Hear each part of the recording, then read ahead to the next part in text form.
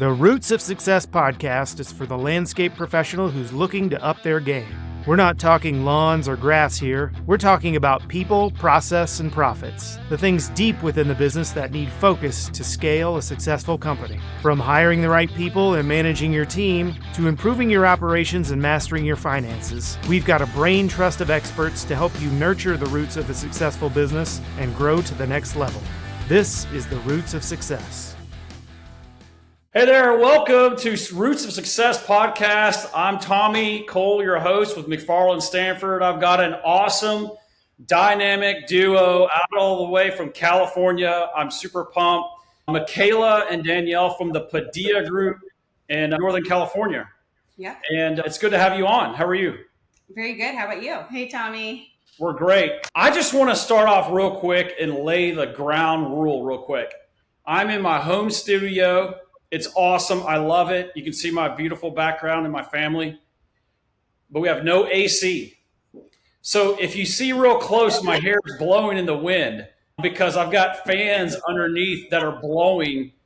But I will tell you, I'm not stopping. I'm still doing this because I'm determined, and we're not rescheduling because you just have to deal with the speed bumps along the way, right? That's right. Yeah.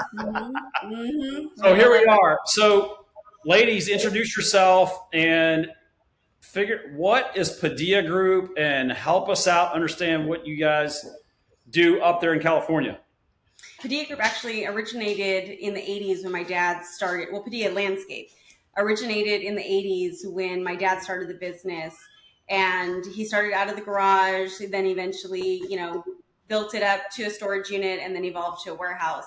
Fast forward to 2013, they decided to retire, and my brother and I at that time decided to start our own company. But we didn't want to just be landscape maintenance. We wanted janitorial, parking lot sweeping, and landscape maintenance. So that's kind of where it was built from there. And following that, I worked with my brother for a couple of years, and then he decided to leave. He wanted to do high-end residential construction, and we were just a strictly maintenance company. Following that, after he left, Michaela and I did it I did it by myself for a little bit, and then Michaela jumped in what year? 2019, I came back. So in the midst of it, in 2008, I joined Padilla Landscape as an admin and then became an account manager. In 2014, I started to get an itch right around when her and her brother took over the business. I started getting an itch. I was always communicating to Danielle, like, do I want to go back to school? I don't know what it was. So I did take a hiatus, what I like to call it. Danielle, break. Yeah, Danielle used to call it my sabbatical or something like that. Exactly what I call it. Yeah. Off. So, yes, time off. Yes. I took 5 years out of the industry. I went into recruiting and tech sales. So in San Francisco, I started to realize I wanted to start a family. Danielle had every 1.5 years, she would text me, email me. Yes. Are you ready to come back? What's that? Yeah. And 2019, something happened in me, and I was like, I can't do this grind anymore.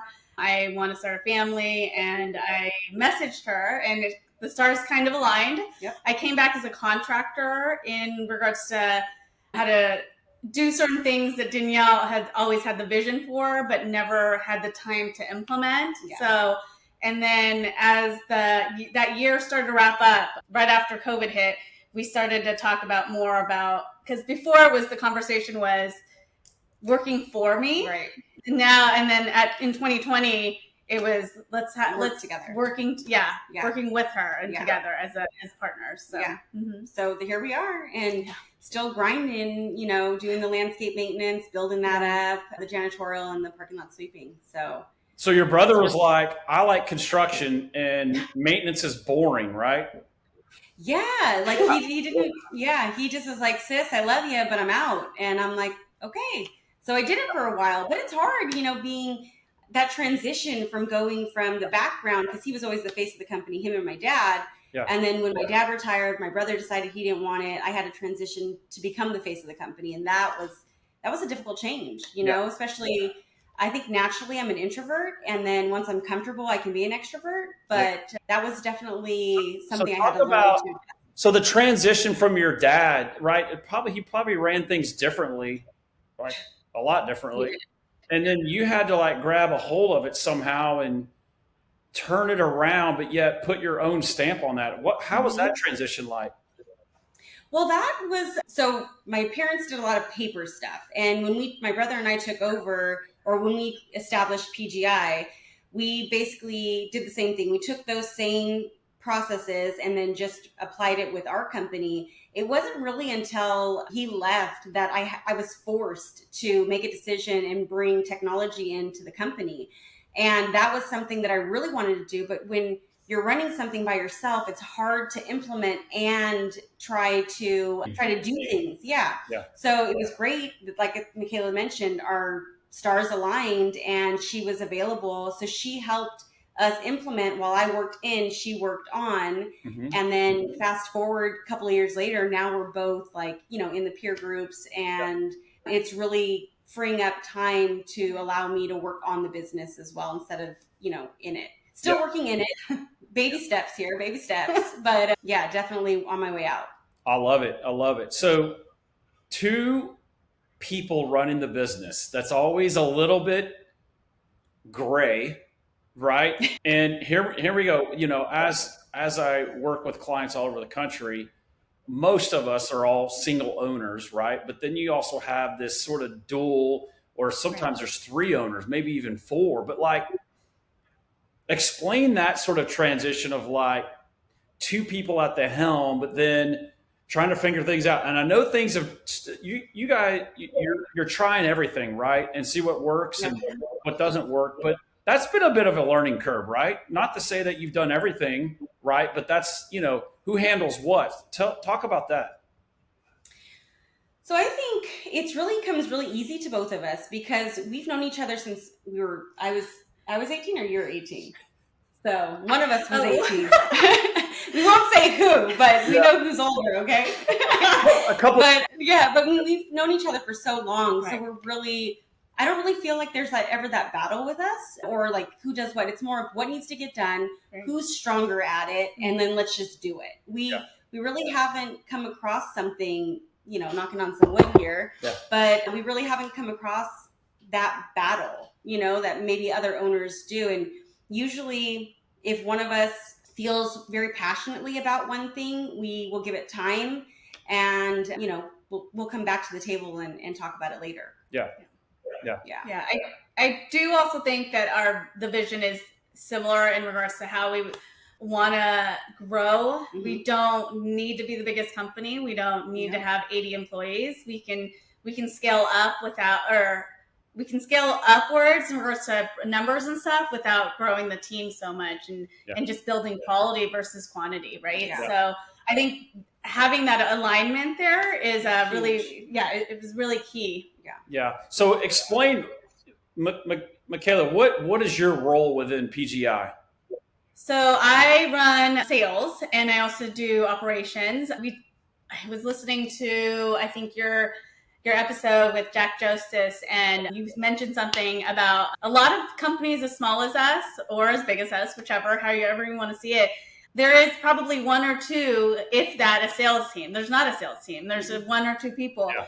Danielle can do so much, and sometimes Joe Padilla will take off his retired hat and come in and help us to give us his knowledge. But in regards to pushing sales, there's no one really to do that, and other than myself now. Right now, Danielle's trying to get into it too, but there's also a lot of production help that we need too. So it's kind of wearing multiple hats on that, and then bringing in like the HR side and what I learned in recruiting and HR when I was in tech. So bringing that so that we can create processes and procedures and SOPs so that we can elevate ourselves and bring the company to the next level. Yeah.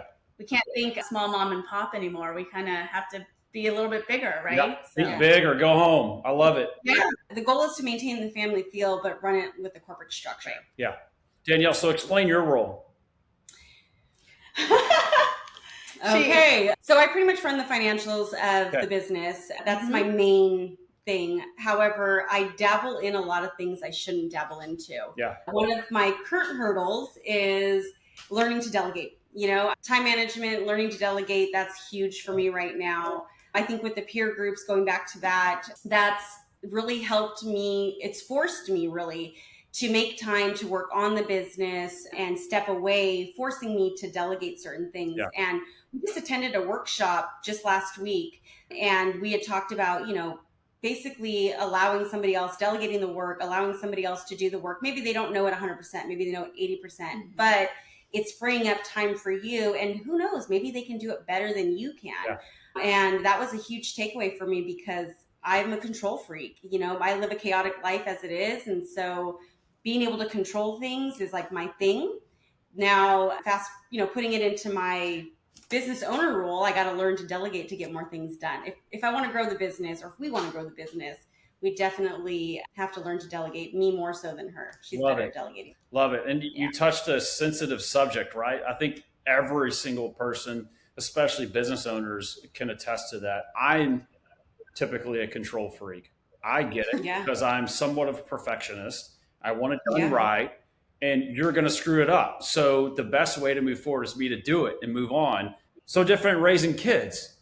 It's if I just do it for them, and pick up their room, life's great, but I can't do that any longer. I think kids are a great lesson in life for you to pay attention to, especially in your business, right? I cannot do everything for everyone. I'll challenge you real quick, Danielle, real quick. So we can handle this. Delegate. I don't like the word. I think we talked about this. Yeah. What word is better for that? Do you remember? Okay, no, not delegate. But I know we've had this conversation before. It's empower.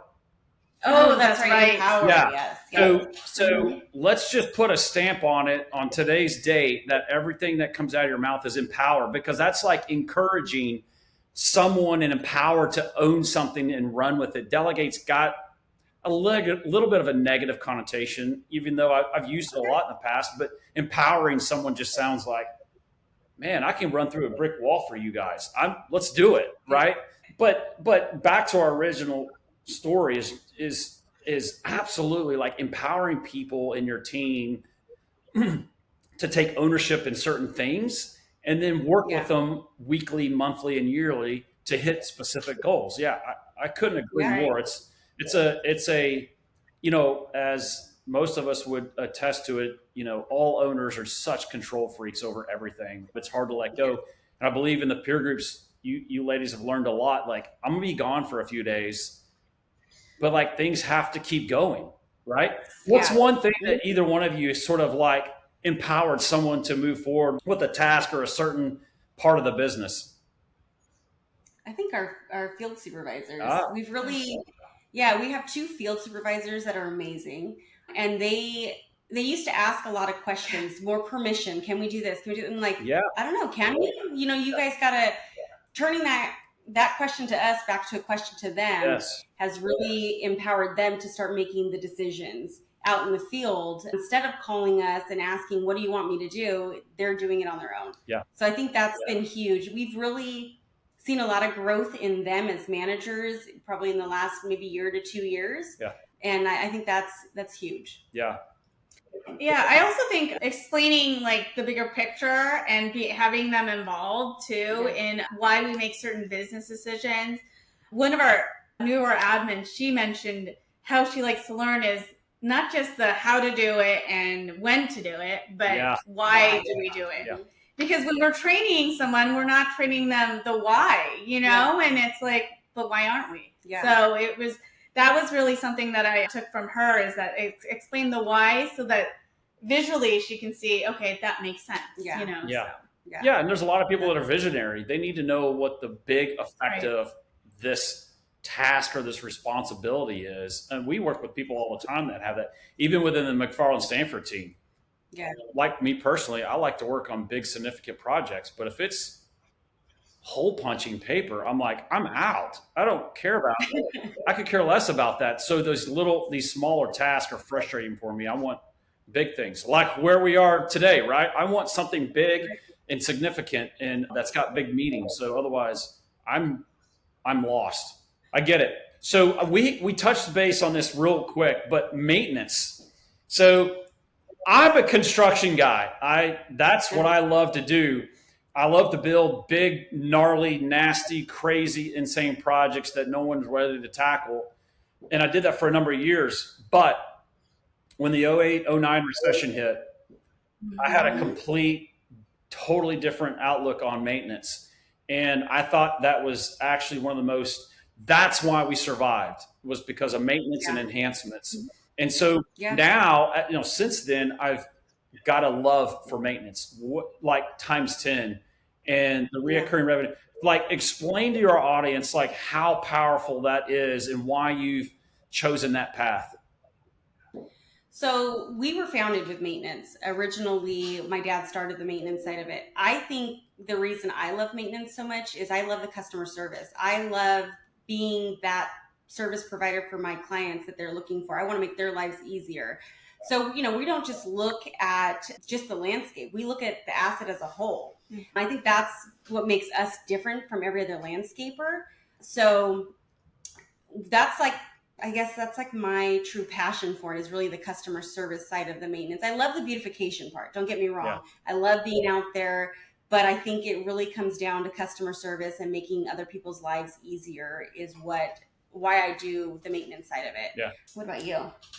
No, I definitely agree. I think it's our strong suit. Obviously, parking lot sweeping and having a day porter or janitorial business is the same thing too. It's maintenance, having that continued relationship with the client to build that trust and that partnership to contain and beautify and maintain their assets. I definitely think that is somewhere where we excel at. The enhancement work and construction work is great because that dollar, when we get that check, it's great, but numbers. Yeah, it keeps the lights, maintenance keeps the lights on, right? Yeah. So we know what we do well.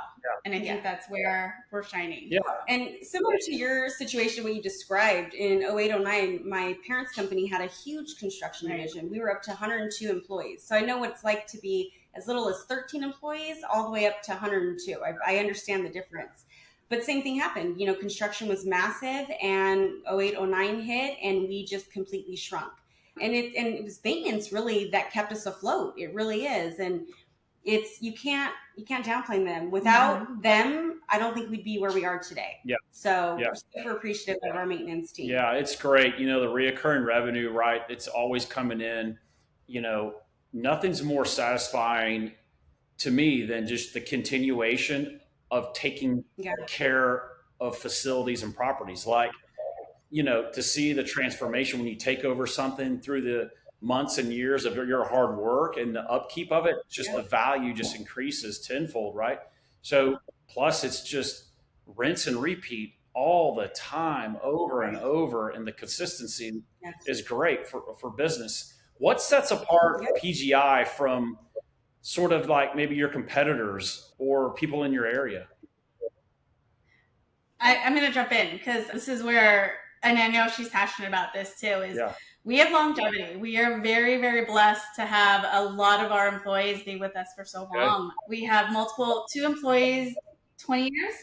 Yeah. One employee, 30 years, two employees, 20 years, and another one coming up on 20 years next year. So, this year coming up. So, I think that, and even our employees that have only been with us for a year, I feel like we show them that it's a family type of business with that corporate feel. We do our best to create a culture that is about family. I know people these days are are downplaying on we're a family company, but it's like, I love that. But that's what this business was founded on. Joe Padilla and Rita Padilla, they founded the business as a family, and we don't want to take away from that. And we truly, when we went to grow and we visited Summit, Summit, those guys, when they said, not only are we have 35 employees, not only are we affecting 35 employees' lives, we've got all of their families as well. And that's definitely something we think about. Every decision. We think about not just the employee, but who it impacts down the line. Yeah. It's huge for us, and for our employees to feel that it's important for us. Longevity is a big deal, especially in the last few years where other industries are competing with our employees. Yeah. how do you keep those people around for such a long time? It's so incredibly hard when sometimes the grass is greener on their side. And I know one specific example where someone left and potentially is coming back, but like, how do you keep those people together? It's so incredibly hard. So I think for us, it's always keeping that open door with them. Whenever somebody leaves, I always tell my guys or girls, if there's an opportunity knocking at the door, I want them to make the best decision for themselves, best decision for their families. At the end of the day, that's what I care about. I care about how well they do as a person. And I think when you look at the employee as a person before you look at them as an employee, I think that sets the difference right there. Yeah. And that's huge because, I will tell every employee that exactly that. Go do what's best for you guys. And if it doesn't work out, you're always welcome home. And that's what I say. And for that particular employee, also, like, I'm a prime example of that too, right? I was here 2008, 2014, and 2019, I messaged her when I was in the figuring out kind of mode, and here we are. Who knew that was going to happen? But yeah, that particular employee, we got great news, Tommy. Yeah. He's coming back. He's coming back next week. So Yes. Yeah. So explain to our audience kind of what happened, very high level, but what happened? Go ahead, you can tell. He's an irrigation tech, and we know those are skilled employees. And and he's 30 years. Yeah, 30 years with us. So, or 20 years, excuse me, 20 years. Yeah. He had an opportunity that came up in May, the beginning of our peak season. And he said, I'm going to make XYZ dollar amount, which is a lot, but they were a union type of company, a company that ran union jobs. Yeah. They also had a maintenance side. So when they were working maintenance, they would get paid their regular wage, and then the union jobs would be union. But for whatever reason, we kept in contact with him. He sometimes would work Saturday jobs for us when we were getting so busy. And I think it was just the constant contact with him and saying, how are you? And I did see him one day. He came in the office and I gave him a hug. And I don't know if it was what it is and what the reason was. And like I mentioned to you, Tommy, in our call, was that I don't think I want to ask. I want him to be happy here. So I want to nurture that here. So we got the good news on Friday of last week. Yeah. That's amazing. I remember us talking over the last few months of how difficult it was. But if you remember our conversation, we were like, this is what's best for him and his family. And you know what? You have to understand that as an owner and know that you're there for them. You understand. You got to take the high road. And you know what? Is there work in the future? Yeah, you always have a home here. And that's how you leave it with the people. And that you guys did it. You always have a home. And you know what? You can't discount the person just wanting to try other things, right? I mean, look where we've all been, right? Even Michaela's just like, I'm out. I'm back. I didn't do it like that, Tommy, but kind of. So, but speaking of Daniela, she's always communicating with you, like, "Hey, how's it going?" It's not, "Hey, are you coming back? Hey, are you coming back? Hey, are you coming?" Whoa. Like, people are just people, and humans are humans, and you got to understand that side, which is non-landscape, right? That's the people side. The people business. Yeah. I'll say this over and over, right? That's our number one asset, the people. That's great. Well, the congratulations. That's great. I'm super happy for you too. So explain to me, you've been in a peer group for not even a year, right? Right. Explain that sort of like commitment, like, hey, let's do this. We met both of you, in November? And you jumped right in. You're a little new and fresh, but it's got to be great so far. How was that decision to jump into it? So I think initially it was, let's go see. Well, we've gone to grow, right? So we've gone. This is our second. It was our third year this year. Yeah. Okay, so 3 years we've gone to grow, and we were like, okay, peer groups. In the beginning, we're like, we're not ready for that. And then it was this year that we finally were just like, okay, I think we might be ready for that. I also think like commitment issues in regards to that for a while. Like, I'm not going to throw anyone under the bus, but commitment issues over here. It's one of those, like, are you sure that you want to, I think we're ready, but are you sure that this is the commitment you want to take on? Because it's not big. It's a big deal. It's a big investment, but that's what it is, an investment in our business and where we want to take the business. Yeah. So having that conversation, her and I, then we talk to peers that we meet at Grow, right? And I think that was like something for us. We just came back, we're big on faith. So we prayed about it and we decided, you know what, we're ready. Let's do it. So here we are in August and we joined in November. We've gone to a couple different field trips, right? And I think between those and the monthly sessions, it's invaluable. It really is. Being able to go to another company and seeing what they're doing, to see those similarities between your company and their company and on the outside looking in, I think you get a different perspective. It makes you want to come home and say, I'm doing that. I need to fix that. Or they're doing it this much better. We can do that too. We need to fix that. I think there's a lot of like light bulbs that go off when you do that. Along with our monthly meetings, I think they're huge. They hold us accountable to ourselves, and I think that's really important. I also think I like the collaboration. Yeah, for sure. It's not just about the meetings we have, but all the peer groups have chats, and ours is pretty bustling. I think I don't know if it is for sure, but I think it's pretty bustling day and night. Yeah, Danielle's also like what messages. Yeah. So, and we have very honest people in our peer group. I'm not going to call anyone out because they know who they are.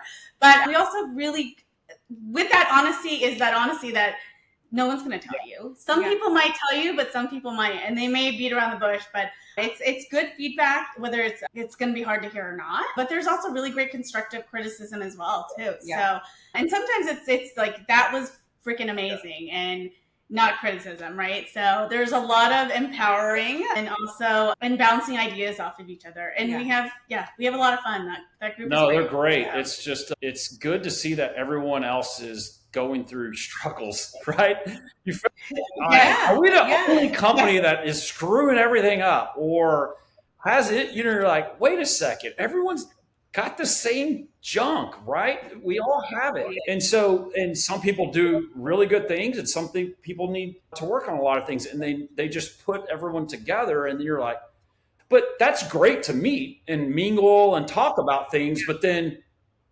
when you're not meeting, we're talking about things that we're working on, right? So there's that accountability piece. And at the end of the day, whatever you put in is what you get out, right? So if you're not going to... That is so true. Yes. So, a lot of times when, before we joined the peer group, Michaela and I would meet and we'd attend the big conferences and then we'd come back and we'd have our monthly meetings to go over everything. What's nice with the peer group is you're doing the same thing, but you're being held accountable to somebody other than just yourself, and that's good because you have that person that calls you out, or if you forget about something like today, me using the word delegate, you have someone to remind you to do other things or, conversations that you had in the past, which is great. So it is really a blessing and it's a great investment for anybody who is thinking about doing it. It's a great investment for them to actually do it. I'm glad you guys jumped in. It's been a thrill for so far. We're so early in our careers that we've got a lot of work to do, but a lot of fun to be had. So one of the questions I want to ask is women in industry. I love it. And this is my second recording with women and I love it. And I think it's awesome. They bring such a better dynamic than most men. And I so encourage it. How do you feel like in the industry? I mean, Danielle, you've been in it mostly like most of your life. Like, how does it feel? I think in the beginning, and we kind of touched on this before, in the beginning, I'm wondering like, what the hell am I doing here? You weren't going to listen to me. Yeah. It's like, what's going on? And why are you here is what I would always think that people are thinking when they're looking at me. Yeah. The imposter syndrome. Yeah, the imposter syndrome. Yeah. And so that was one thing. And then also being as young as I was when I did enter in as, one of the main leaders of the company, I think that was another thing that like was a little nerve-wracking for me. But today, if you ask me how I feel fine. Like I feel like one of the team members. I definitely feel part of the group or the industry, and it's like, go ahead. Bringing something to the table. Everybody has something to bring to the table. Mm-hmm. So whether you feel like you do or not, you probably do. So we all have to learn from within each other, from other people. We were at that seminar last week, and somebody had said something like, we may be competition, but that's not how we think of it. Mm-hmm. We really see, like, we go to these landscape association chapters meetings here, and we collaborate. It's the same thing as similar to a peer group, but we may be bidding similar jobs, but in the end, we're like, we have to learn from each other and root for each other. Yeah. So I think the females in the industry, I think they're doing a great job, like supporting each other. I really see that. That's fantastic. Yeah. There's competitiveness, right? But it's not to that degree, Right. Yeah. So I think the difference. Your peer group has got a lot of women, and they're dynamic. They will kick the crap out of the men in those conversations and getting stuff done. I mean, I've seen it. It is like the calls are just I mean, the claws are out. They're like, we're doing this, and we said we were going to do it. I'm like, oh boy, this is greatness. I love it. It just adds a lot of greatness to the industry, and I encourage. If you're in college or you're in high school, this is a career. And it's a great career. It's customer service. It's beautification of our industry. You're doing really amazing things. And so once again, encourage all the women to choose this as a career, as both of you did, right? Yeah. I definitely think that it's easily overlooked, especially by females. And I think where you need to capture their attention is, middle school and high school, just a little bit, it doesn't have to be a lot, but at least just pique their interest. But I definitely think that as a female, this is an overlooked industry, and it shouldn't be. It really should. It really should be something to consider. I agree. Yeah, I agree. So, words of advice. Anyone that's out there, what words of advice that business owners you could pass along and go, man, this would be great? What you got? I think listening is my best piece of advice. It really is. Listening, and that applies to your employees, that applies to your customers. Not be so quick to respond and react, and listen to make sure that you're capturing everything that needs to be heard. I love that. I love that. I used to be thinking of the things to say while you were saying it early in my career, right? And then I would just say stuff. And I felt like that was powerful. Now, I love to just more listen to things, right? Because one of my subcontractors a long time ago, back in the early days of project management, he's unfortunately passed away with cancer, but his name was Vern Larman, and he had a small grading contractor in the Dallas-Fort Worth area. That was one of the best subcontractors I've ever had in my life, ever. And we'll be on a job site, and I'm like, Vern, we're doing this and we're screwing up here. This and like, what are we going to think we're doing here? We got to get the dirt out of here, and we got to get it hauled off, and we got to grade this, and and he's like, I'm like, Vern, you're not saying anything. You're frustrating me. Like, say something. And he's like, Tommy, I can't. You're just talking too much. Like, I'm just listening to your frustration and understand. And when you stop, then I will speak. And I'm like, well, say something. And you're like getting frustrated, but he was so good at just listening and understanding where we were coming from, maybe where the client was from, and he would come up with a solution. And I'm like, God, Vern, you're so just patient and understand to listen. I second that. Great on the fly. Thanks. Kayla, do you have anything? Just not being afraid to put yourself out there. I think that's huge. I will tell you, I'm going to just have a quick story. Before I came back, Danielle would go to these conferences and just go to the conference, learn what she learns. And then eat dinner in a room, Don't forget my glass of wine. and her glass of wine in a room, have lunch in a room, like by herself. And it was like, Totally What do you- introvert, right? and we being that we've known each other since we were young, we've always maintained our friendship, right? So I would check in with her, and she'd be like, "Oh, I'm in Seattle at this conference, and I'm in my room," and I'm like, "You're not. What are you doing?" Yeah. You know? Introvert. So I've told her to step out of her box. Yes, She she thinks- pushes me out of my comfort zone, which is one thing I think we do really well with each other. Is she constantly pushes me out of my comfort zone, and it makes me grow. You know, because obviously when you're uncomfortable, you're growing, and I think that's huge for our relationship. It works really Yeah, well, I would and I do. totally agree. Yeah, she does the You same, both for complement sure. each other very well. Out of your comfort zone, I'll tell you, this right here is out of my comfort zone. Is it? You do so well. But here's the thing. I enjoy just having some just conversations with people. And so I think it's something that I kind of wanted to do. But yet what scares me is what others think, right? And then when I'm going, Right, yeah. I don't care. I don't care what others think. Right, like yeah. this is what we should do. Let's go do it. And then the perfectionism kicks in. And is the quality going to be good? Or anyone going to listen? Or all these things of negatives just enter my head. And I'm like, wait a second, should we or should we not? Like we were going to pull the trigger, like do this 6 months ago and never did because we're just too busy, right? We didn't. Yeah, and then now we're like, we've got to do it. And we just, thanks to the specific team members on McFarland team, we're like, well, just go. Let's just go. And, people will like it. Some people will not like it, and you just keep going and going, and you got to put yourself out there, right, Michaela? And so, I did it, and Daniela's doing it, and just loving life. So it's great.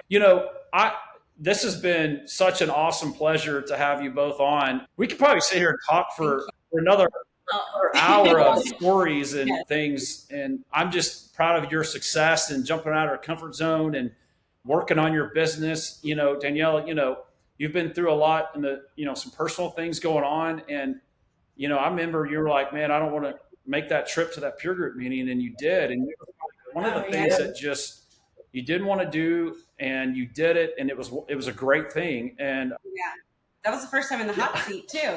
Oh God, I was like, let me just have my coffee real quick. it was in the morning. It was the morning. Well, I drink coffee all day long, so you might have got confused. It might have been after. You did very well. We learned a ton. Another out of your comfort zone. So Yeah. I hate being center of attention. You threw me right in the middle, and I was like, were oh you my sitting God. next to me? Okay, let's do it. I think you were. Yes. Are you ready? Yes. You're like, you're going. Danielle, if you He's need like, volunteer, I was going to send you there. Don't pick me. Don't pick me. Hurry up and drink the coffee and get up But there. it was great. Yeah. Well, that's good. It's been a pleasure. Thank you for joining us. And so maybe we'll you. make it a tradition every year and talk about some more cool things. Sure. Yeah. We'd Awesome. love to. Yeah. Thank you very Yeah. much. And we'll Thanks see you for next having time. Ready to take the next step? Download our free profitability scorecard to quickly create your own baseline financial assessment and uncover the fastest ways to improve your business. Just go to mcfarlandstanford.com/scorecard to get yours today. To learn more about McFarland Stanford, our best-in-class peer groups, and other services, go to our website at mcfarlandstanford.com, and don't forget to follow us on LinkedIn, Facebook, and Instagram. See you next time on The Roots of Success.